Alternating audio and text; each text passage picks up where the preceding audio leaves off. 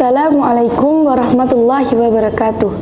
Alhamdulillahirabbil alamin wa bihi nasta'in ala umuri dunya waddin. Asyhadu an la ilaha illallah wa asyhadu anna Muhammadan abduhu wa rasuluh.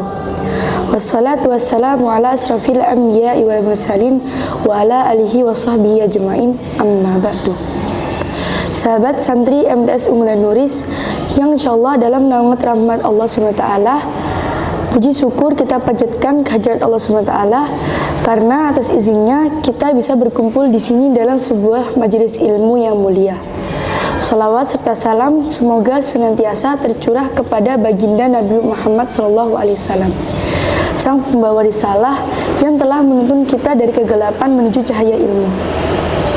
Hadirin yang dimuliakan oleh Allah, pada kesempatan kali ini kita akan membahas salah satu fasal krusial dalam kitab Safinatun Najah karangan Syekh Salim bin Sumair Al-Hadrami, yakni mengenai syurutus sholati, syarat-syarat sholat.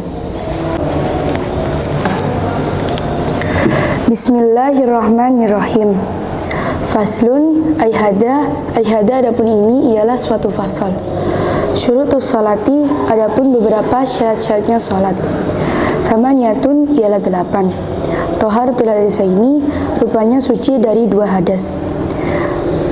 Wat toharatu dan suci anin najasati dari najis. Fis saubi yang ada di baju, wal badani dan badan, wal makani dan tempat, wasatrul aurati dan menutup aurat, wastiqbalul kiblati dan menghadap kiblat, waduhulul wakti dan masuknya waktu sholat, wal ilmu dan mengetahui, bifar diyatiha atas hukumnya as-sholati, wa alla ya'takida dan hendaknya tidak meyakini siapa orang, fardon terhadap satu fardu, min furudiha dari beberapa fardunya sholat, sunnatan rupanya kesunahannya, wajtinabul mubtilati dan menjauhi hal-hal yang membatalkan sholat. Syarat sah sholat adalah hal-hal yang harus dipenuhi sebelum seseorang memulai sholatnya. Jika salah satu syarat ini tidak terpenuhi, maka sholatnya tidak dianggap sah secara syar'i. Ada 8 syarat dalam kitab ini. Yang pertama, suci dari 2 hadas. Yang kedua, suci dari najis. Yang ketiga, menutup aurat. Yang keempat, menghadap kiblat. Yang kelima, masuknya waktu salat. Yang keenam, mengetahui kefarduannya salat. Yang ketujuh, tidak menganggap rukun sebagai amalan sunnah. Yang kedelapan, menjauhi hal-hal yang membatalkan salat. 1. Suci dari 2 hadas. Seseorang harus suci dari hadas kecil dengan cara berwudu dan hadas besar dengan cara mandi wajib atau junub.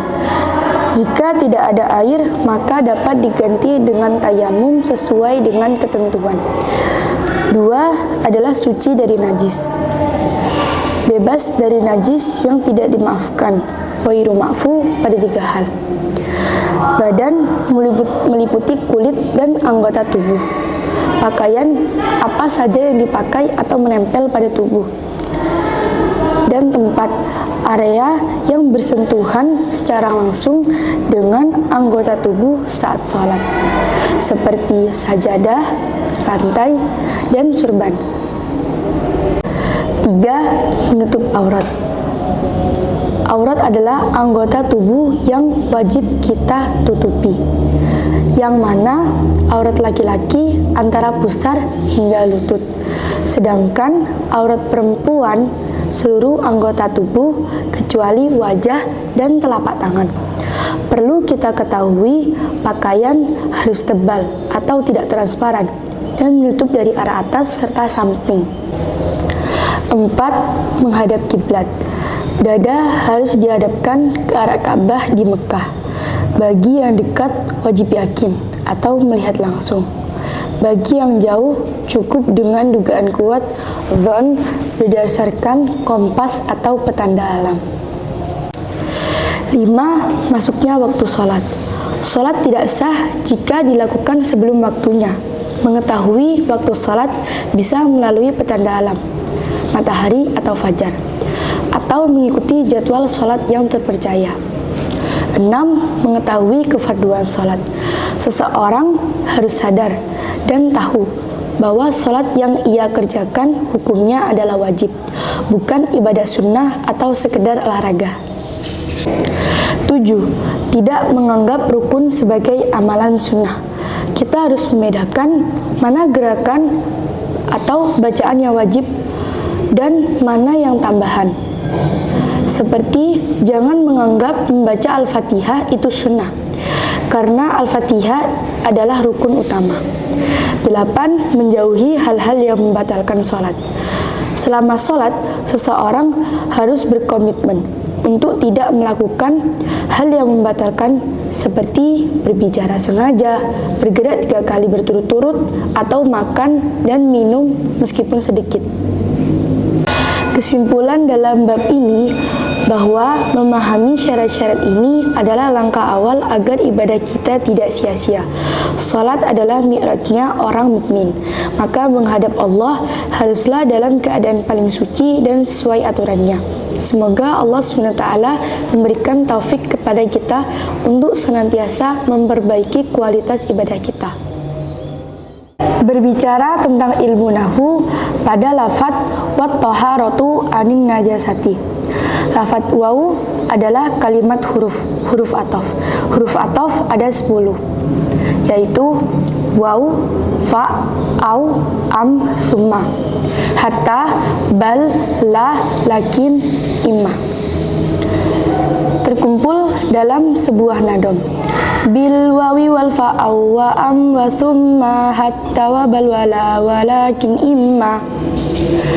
Lafadz at-taharatu merupakan kalimat isim. Tandanya adalah al. Termasuk isim mufrad karena bermakna tunggal. Termasuk dalam mu'annas. Mu'annas terbagi menjadi 3, yaitu mu'annats lafzi, mu'annats majazi, mu'annats hakiki. Lafadz at-taharatu merupakan mu'annats lafzi. An adalah kalimat huruf. Hurufnya huruf jar. An-najasati. An-najasati i'rabnya adalah jar. Tanda jarnya kasrah karena isim mufrad. Anin najasati merupakan susunan jar majrur. Mungkin kami cukupkan sampai di sini. Kurang lebihnya mohon maaf. Akhirul kalam. Wabillahi taufik wal hidayah. Wassalamualaikum warahmatullahi wabarakatuh.